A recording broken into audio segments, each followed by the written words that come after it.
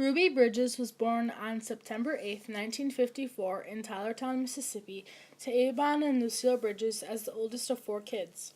Since her family had been sharecroppers, they moved to New Orleans, Louisiana, in search of a better living when she was 4. This is the same time when blacks were largely discriminated from the whites. To support the increasing expenses, her father sought employment as a service station attendant, while her mother started working in night shifts. Even though she lived just 5 blocks away from an all-white school, she had to walk several miles ahead to attend an all-black school. On November 14, 1960, she became the first African American to go to an all-white school in the southern United States, thus integrating a white school and changing the face of the prevailing education system. On her first day at school, Bridges and her mother were escorted by 4 U.S. Marshals, fearing protests from the white parents, as none of them wanted their kids to study with a black girl. On her second day, the circumstances were much the same as the first, and for a while it looked like Ruby Bridges wouldn't be able to attend class. Only one teacher, Barbara Henry, agreed to teach Ruby. She was from Boston and a new teacher to the school. Mrs. Henry, as Ruby would even call her today as an adult, greeted her with open arms. Ruby was the only student in Henry's class because parents pulled or threatened to pull their children from Ruby's class and send them to other schools. For a full year, Henry and Ruby sat side by side at 2 desks, working on Ruby's lessons. Henry was a very loving and supportive teacher, helping her not only with her studies but also with the difficult experience of being kicked out. Ruby's first few weeks at France school were not easy ones. Several times she was confronted with blatant racism in full view of her federal escorts. On her second day of school, a woman threatened to poison her. After this, the federal marshals allowed her only to eat food from home. On another day, she was greeted by a woman displaying a black doll in a wooden coffin. Ruby's mother kept encouraging her to be strong and pray while entering the school, which Ruby discovered reduced the vehemence of insults yelled at her and gave her courage. She spent her entire day, every day, in Mrs. Henry's classroom, not allowed to go to the cafeteria or out to recess to be with other students in the school. When she had to go to the restroom, the federal marshals walked her down the hall. Several years later, Federal Marshals Charles Burks, one of her escorts, commented with some pride that Ruby showed a lot of courage. She never cried or whimpered. Burks said she just marched along like a little soldier. So, my name is not Patty Walker, but it's Patricia, and this is what I know about Ruby Bridges.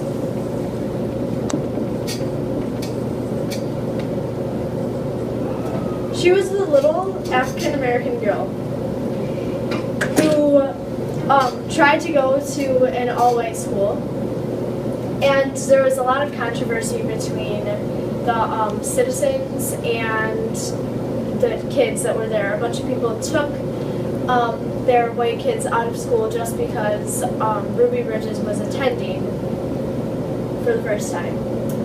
But she had a really great connection with her teacher, and I think it was a really good life experience for everyone to see, like, this little girl make such a big difference in our community.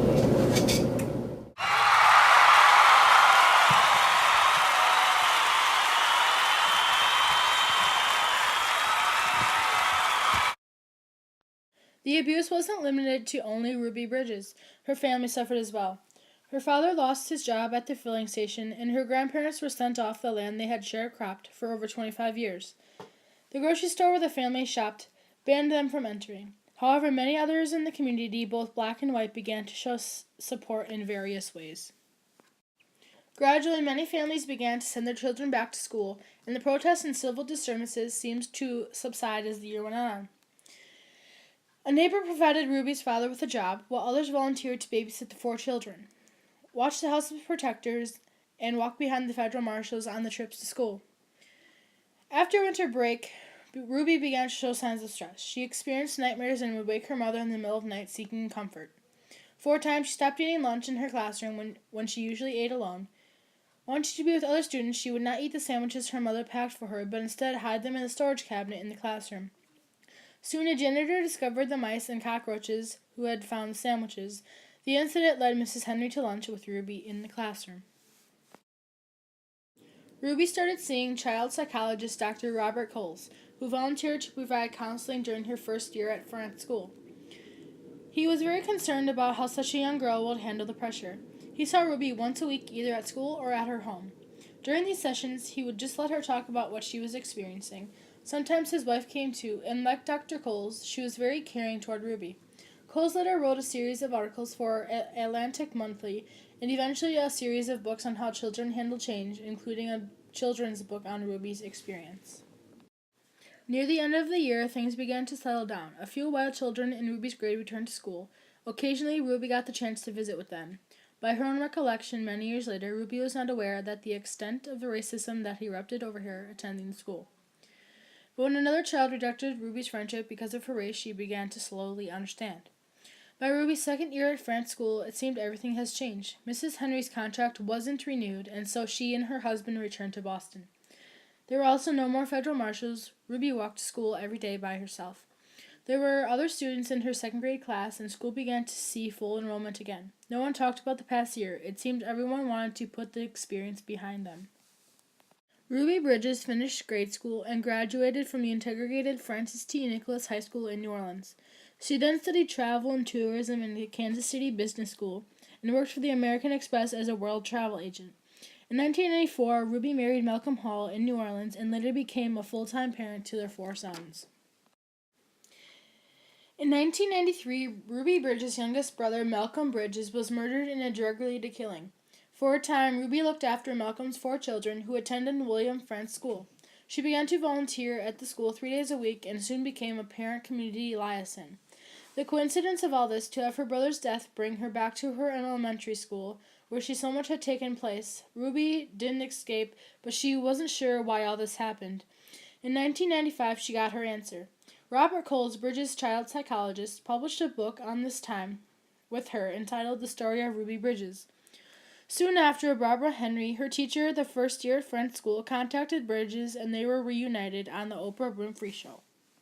Oprah reunited Ruby and Barbara on the 1996 episode of the Oprah Winfrey Show.